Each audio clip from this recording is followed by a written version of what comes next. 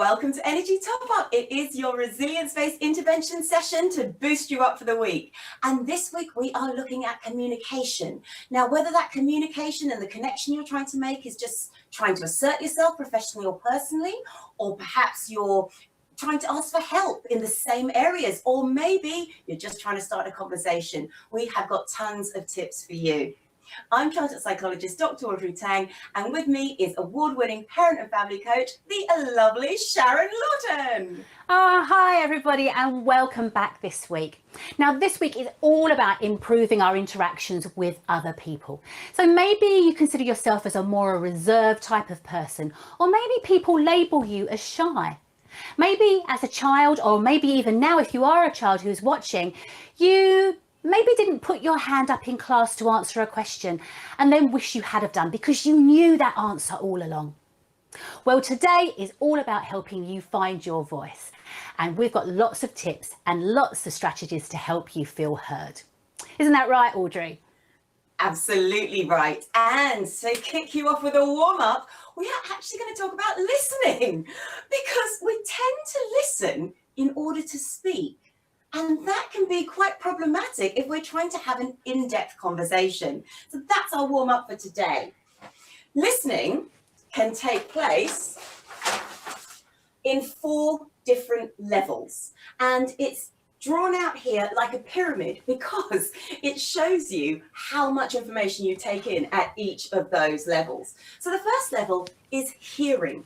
Now, hearing is, sometimes I see this in my students, they're in my lectures, but they're thinking about what they've got to do for an assignment, or they're thinking about what to have for dinner or where they're going out to. They vaguely know that I'm talking about something, but not a lot of it, as you can see, is necessarily going in. But then you have the listening. Now, listening is something that we generally are quite good at, to the point where if somebody says to you, "What was the last thing I said?" we'll be able to repeat that last bit of the sentence, but we won't necessarily have taken much more information in. And the third area that we're relatively good at functioning at, especially if you're in coaching or in leadership or management, is this active listening. Now, during this area, we write things down, we might ask questions, we might summarize and paraphrase. And most of us get by on these 3 levels, hearing, listening, and active listening, and we function quite well. But there is one more level that we can start to use. And in previous shows, we have talked about how we can get so much information from all of our senses, and that is this lower level. This is deep listening. And when you listen deeply, that's when you listen with all of your senses. You might see when somebody is talking to you that they suddenly change their demeanor, or their body language is different when they talk about a certain subject, or perhaps they start fiddling with something, or they get a little bit shyer. Those are the areas that as a coach, as a parent, as a teacher, you might wish to probe a little bit further. So if you think about when you're having that conversation, listening is just as important as being prepared to speak. And that is exactly how we can start our show. Think about listening and then think about speaking. And as we move on to speaking, I'm going to hand you back over to Sharon for our first exercise. Over to you, Sharon. Thanks so much, Audrey. Now, communication is the key to any relationship. It's about listening with our ears as well as our eyes, as Audrey was just saying, observing that body language. But the way that we communicate can also be the result of our personality type. Now, some of us are born extroverts. We thrive on those social interactions. We love being around people, love the chit chat and the small talk. We love to talk to people and connect, love to be in lots of social situations. But some of us are actually more comfortable in smaller groups. We're a little bit more reserved. We prefer maybe the company of not just smaller groups, but maybe just our own company. And that can make it a little bit hard. Now, if we do feel that we want to start conversations, here are some ways that perhaps you might do that. Now, what I always find is a great tip when I'm working with clients that perhaps consider themselves to be more reserved. I always say, do you know what? The best thing to start conversations is to ask questions. Now, if you ask an extrovert a question about themselves, you haven't got to worry anymore, because they will be more than pleased to start to talk about themselves. But it's all about those type of conversation starters. Now, how about a few ideas? When I say conversation starters, what do I mean? Well, if you're a parent, if you're a colleague, if you're worried about a member of the family, we can use conversations like open type questions. And here's a couple of examples. You might say to your colleague, to a member of your family, to your child, what was the best thing about today? Or what was the worst thing about today? And that can really start to open up some great conversations. Also, as coaches, we love to use numbers. So here's another idea for you. How about using a scale? So you can ask people questions like, how was your day on a scale of 1 to 10, where 10 was the best day you've ever had and 1 was the worst day? What number would you put it? They tell you the number, and you might then turn around and say, okay, so what made it a 5, or what made today a 6? So the way that we ask questions can make a big difference. Now, I've always said that we need to get the fun back into parenting and connecting in family life. So I've used this idea to create something that I call conversation cookies. And it's all about having some fun around the tea table, asking and answering questions. Now, I've got a few here actually to show you. If you are interested, these are actually on my website to purchase. And as you can see, they are in the shape of a cookie, and I usually keep them in a biscuit tin too. So you get out your conversation starters. Let me share a few with you. So this one says, name one thing you will do differently this week. Maybe worth writing that down. What one thing will you do differently this week? The next one I've chosen is, what is something that you can do really well? And it's great, and you would share that conversation around the family table. And the final one, which I'm going to share with you because there's lots here, is name one thing that motivates you. So conversation cookies and conversation starters using open questions really help to get the family talking, colleagues talking, and also improves the quality of our relationships. So I know Audrey uses this type of thing all of the time, but over back to you, Audrey, because I'm sure you've got lots of other ways that this can be adapted too. Thank you, Sharon. I love the idea of the cookies because I think food is a way of connecting, actually. One of the first questions that I always used to ask, because my parents used to ask it, is, have you eaten? Rather than, how are you? And so I do love the cookies idea. I think it's brilliant. But what you really talk about, and that's so important, is the open questions. The open questions. We often know how to ask a lot of closed questions, and this is just a little grid here. And closed questions are things where you just have a one-word answer. Now, that's not to be confused with what Sharon's talking about when it comes to what one thing motivates you, or on a scale of 1 to 10. Yes, that has one answer, but that leads on to talking about something else. In her second question, Sharon has always used an opening statement, which is a who, what, where, why, or a how question. So rather than asking something like, do you like dancing? Ask instead, what do you like about dancing? Instead of, do you want a pet? Perhaps ask, how might you best look after a pet? And last example here, instead of, do you enjoy going to the beach? Perhaps, where is your favorite holiday spot and why? So rather than asking closed questions alone, try and change them, reframe them into open ones. And it's back to Sharon for exercise 2. Oh, thanks so much, Audrey. And actually, this week is one of my favourite weeks because I think communication and communicating well is a skill that we can actually learn to improve, and all of us can upskill ourselves on communication. Now, what I want to talk about now is one little word in the English language that many of us find the hardest to use. Now, it's not the word sorry, it's the word no. Now, it's really interesting how many of us find that little 2-letter word really, really hard to use. Now, it will be different for all of us when we think about the reasons why we find the word no so hard, but a really useful exercise can be to sit down and reflect on, what is it that makes saying no so hard for me? So if you are one of those people that get persuaded and cajoled into maybe saying yes when you really want to say no, that's the first thing I would recommend. Just sit down with a pen and paper, and the answers will be different for all of us. There isn't a right or a wrong answer. And just have a think about the different reasons why you think saying no is so hard. Now, demands are being made on us all the time by friends, by family, by colleagues, by our children.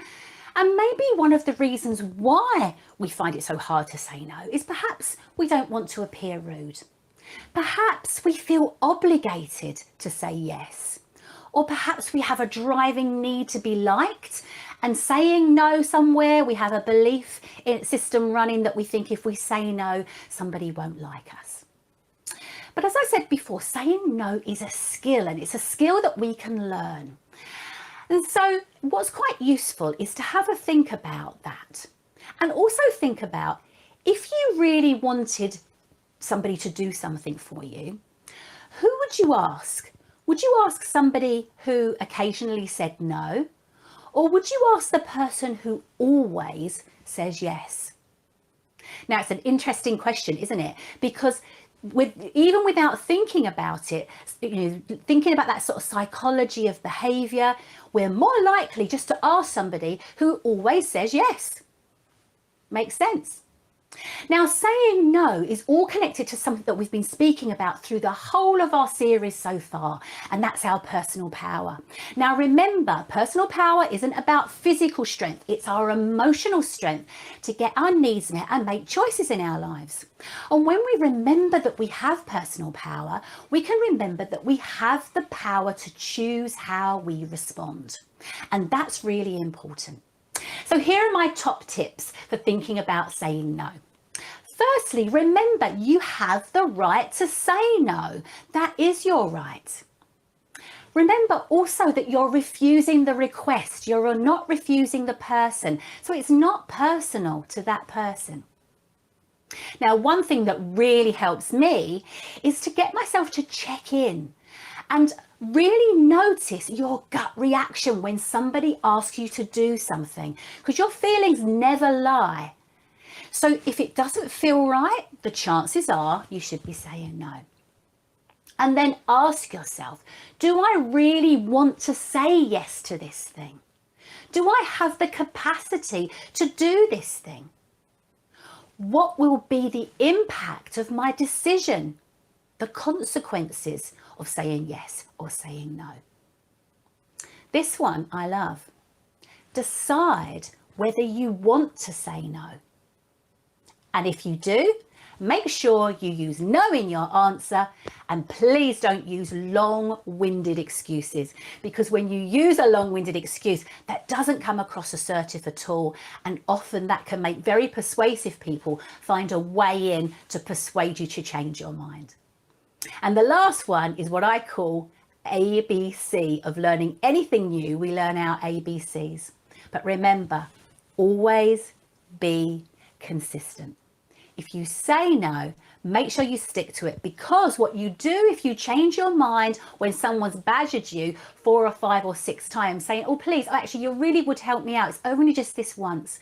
What you've taught that person is a lesson in persistence, that you might say no the first time, but if they badger and moan and whine at you, well, actually, eventually you'll change your mind.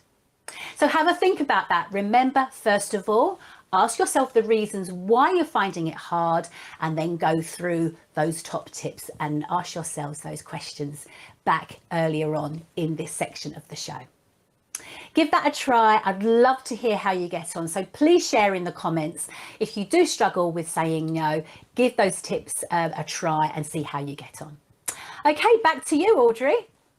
Thank you, Sharon. That is so important, to keep reflecting on why we are so driven to say yes all the time. And I totally get what you're saying, in the sense that it's not just about wanting to do somebody who's done you a favor back. It's that constant saying yes because you're a bit of a people pleaser, or because you're afraid of being disliked, and they're two very different things. So thank you for that, because that's really made me reflect on a lot of things, and I will be doing that 5-question exercise myself. So important. And leading on from that, if you're going to be asking for help, also make sure of your reasons for doing it. Is it because you really want somebody's help or need somebody's help? Or is it because you're just scared of doing something on your own? Think about those things. But if you are asking for help, it makes it easier for somebody to respond if you are clear with what you need. When do you need it by? How do you need it? What exactly is it that you're after? Next thing, if you do need help, don't demean it, don't make it insignificant, don't apologize for it. So if it is a genuine request for help, ask. And if you're also asking, then avoid false flattery. Exactly as Sharon was saying about the persistent badgering. Don't tell the person, oh, you'll be so grateful if you do it because you'll get all of this, whatever, experience or engagement with other people or whatever it might be. Don't use false flattery. There's a difference between explaining what the benefits could be and flattering someone, and people can tell the difference. So, as I say, be clear. If it is a clear request for help, it's not insignificant, it is important, and just say it straight. Similarly, if you are responding to help, go through those questions Sharon was talking about and think about whether you really want to respond or not. But also, if you are going to, then listen and ask questions, including, how best could I help you? Because that way you know that what you're going to be doing is going to be effective. The next thing, if somebody's asking your advice, validate them first. Don't immediately dismiss them by trying to make them feel better. A nice example of this is if somebody says, oh, I feel so ugly, or I feel so fat, or I feel so whatever it might be. And our natural instinct is to say, oh, no, you're not. But actually that hasn't validated their feelings. They are allowed to feel that way, even if we don't see it to our eyes, they do. So the important thing there is to validate them first and say something like, I'm sorry you feel that way. Why? Back to those open questions again. And lastly, if you can't help, then don't pretend. Simply, as Sharon says, say no or try and signpost people. It's a very important area, saying no, saying yes, and asking for help. But there are ways of doing it in a way that is effective. So now it is time for Kirsty's homeschool. And this week, Kirsty and Rosie have been looking at what makes a good friend. Over to you, Kirsty. So we've been talking about what makes a good friend, haven't we? So I've got a picture of you. So what makes you a good friend, Rosie? What are you? You're a nice girl. Nice girl, and you are Kind. Kind. To be kind. In what ways can we show that we're kind, Rosie? Huggle. We can't hug right now, can we? But what can we do? We could share their feelings. We can share, can't we? Because although at the moment we can't share things the way that we normally would, like sleepovers and having friends over for dinner, we can still share things. Rosie had a friend the other day who just dropped off a couple of cakes, quarantine friendly, in a quarantine friendly style. She'd made some little cupcakes and left them on the door with a beautiful little handwritten note, which was absolutely lovely, and it made both Rosie and Edward's day. So we can still share and interact doing things that way. What else makes us a good friend? Being nice and... That's kind, isn't it? So we can be kind, we can share. What else can we do? Send pictures to some people. That's lovely. Send some pictures to other people. Yeah, we do this all the time. We've got a couple of little WhatsApp groups that we're connected to, and the idea is that we put everything that's really positive and everything that's really good going on within those groups, within our own families. So this then allows us to be able to feel connected. You can say kind words. Say kind words. So being kind is one thing, but to say kind words is a totally separate thing, isn't it? Yep. We've had a huge discussion about this within my house, using kind words. 2 children, 6 and 4 currently. There's a lot of scraps. It's going to happen, I'm sure, across every household. That's the one thing that is constantly being used against each other. And we're tackling this by actually asking them to stop. I've now introduced a breathing exercise to Rosie, which we have done in previous videos. You will have seen Audrey talk about, where we'll sit down together, we ground ourselves on the floor, we do a big breath in, hold it for 3, and then slowly let it out again. This then gives us both the chance to reset, and then we'll then address the words that we have been using. I personally think words are a very, very strong thing. Obviously, it doesn't solve everything. We have to address it regularly, but make sure the words that we're using all the time are not going to affect somebody else in a different way, especially over social media. Rosie doesn't use it, she's too young, but I know that a lot of you are going to have much older children who are within this world of social media and things that are going on, and it's so important to address that the words that we use ourselves can also be the same when we're messaging. And it's so important because as you're typing something, you may think in your head you're saying it one way, but that's going to be totally interpreted another way to the person who's receiving it.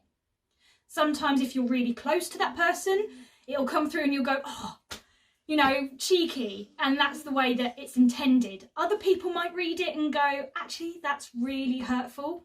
So kind words make us good friends in both when we're using them and when we're actually typing them. Thank you, Kirsty and Rosie. It is so important to talk about how we communicate on social media because we do that so quickly. We may say something in a way that we can't then clarify because it's already been sent. So I'm so glad you brought social media up. Thank you. We are coming to the end of our show already. And so to cool us down and relax us, it is back to Sharon. Thanks so much, Audrey. Wow, what a packed show we've had this week. Now, the thing that I wanted you to reflect on where we are coming to the end of today's show is all about role modelling. Now, I am going to be just naming now the person that I feel at the moment is such a positive role model, not just to us here in the UK, but actually worldwide. And that's a man called now Colonel Tom Moore. Now, he is what I would say the most inspirational role model. Now, there are lots of role models of different types, and often it is the most unlikely role models that make the most impact on us. Now, certainly, Colonel Tom Moore has made a massive impact on lots of people, and as a result of that, has raised millions and millions of pounds for NHS charities. So hats off to you and well done, Captain Tom Moore. We absolutely salute you. But role modelling doesn't have to be some big, grand gesture. And I know from reading Colonel Moore's story that it didn't start off for him being a huge gesture. He just wanted to make a small gesture. Now, we can be role models in our everyday life. Think about us right now, families in lockdown, the way that we as adults are interpreting and going through lockdown will be modeling to our young people for years to come, might even make an impact on their lives completely. The people around us that we interact with are modelling to us as well. And even when we think about the ways that we listen, We're modeling also. Now, as you know, I'm a family coach, so I'm going to relate this back to our families. Not only am I so pleased and impressed that I can now cite someone like Colonel Tom Moore to my own sons, of someone who is an inspirational role model, someone to aspire to, someone to look up to in his humility and the way that he conducts himself. But also when we think about when we interact with our families all of the time, we can often complain that our children don't listen to us. But how often do we say, yes, yes, I'm listening, while we're scrolling through our phone? Or if we're working at home whilst we're typing an email, we're not actually giving that eye-to-eye contact. And so we're not modeling good listening skills. So role models come in lots of shapes and sizes. Make sure the people that are role modeling to you and to your family are positive, maybe that follow the same sort of value set that you have. Think about the way that you are responding to the world right now and to our situation.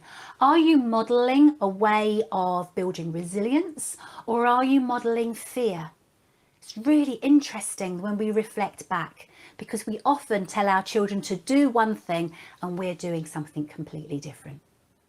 So just something to reflect on: how we're listening to each other, how are we interacting, and are we holding up the world's best positive role models for our families and for ourselves to aspire to be. So that's all I wanted to say for this week's cool down, and that's all I've got time for.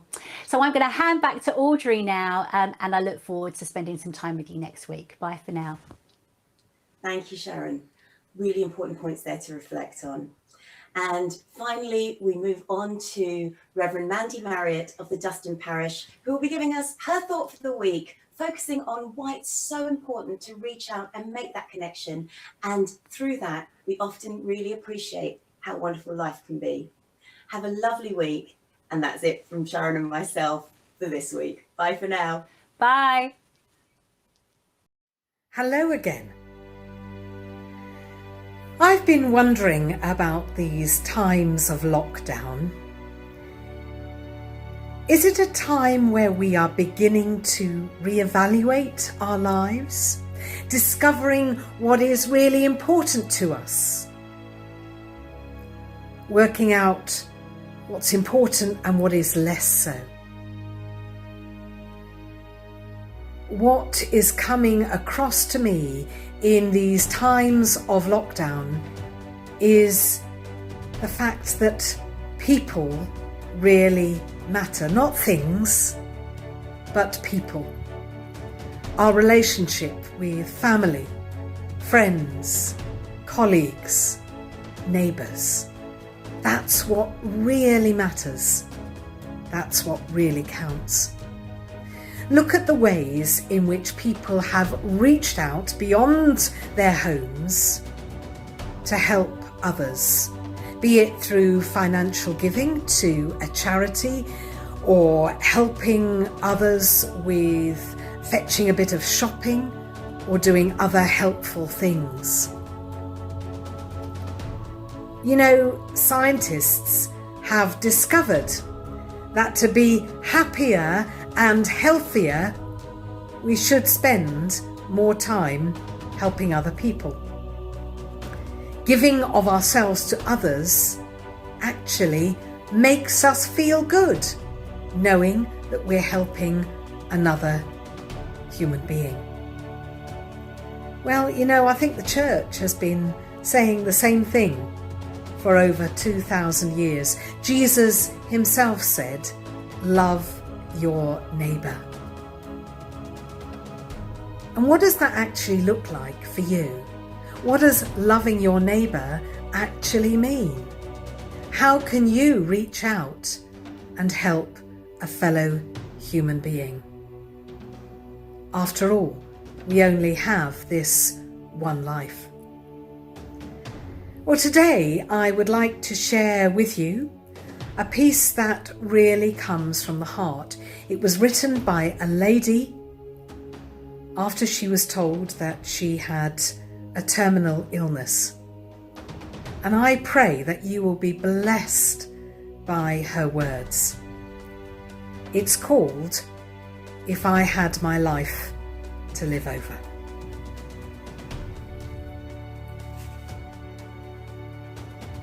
I would have gone to bed when I was sick, instead of pretending the earth would go into a holding pattern if I weren't there for the day.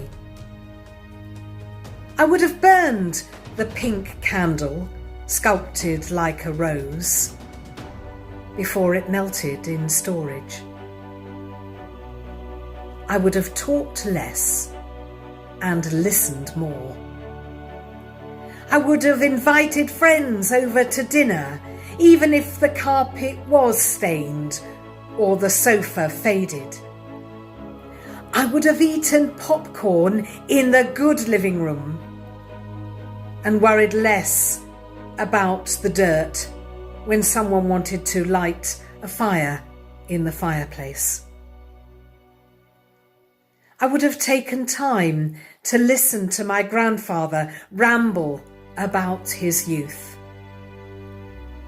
I would have shared more of the responsibility carried by my husband. I would have never insisted the car windows be rolled up on a summer day because my hair had just been teased and sprayed. I would have sat on the lawn with my children and not have worried about grass stains. I would have cried and laughed less while watching television and more while watching life. I would never have bought anything just because it was practical, wouldn't show soil, or was guaranteed to last a lifetime. Instead of wishing away 9 months of pregnancy, I'd have cherished every moment and realised that the wonderment growing inside me was the only chance in life to assist God in a miracle. When the kids kissed me impetuously, I would never have said later, now and go and get washed for dinner. There would have been more I love yous, more I'm sorries.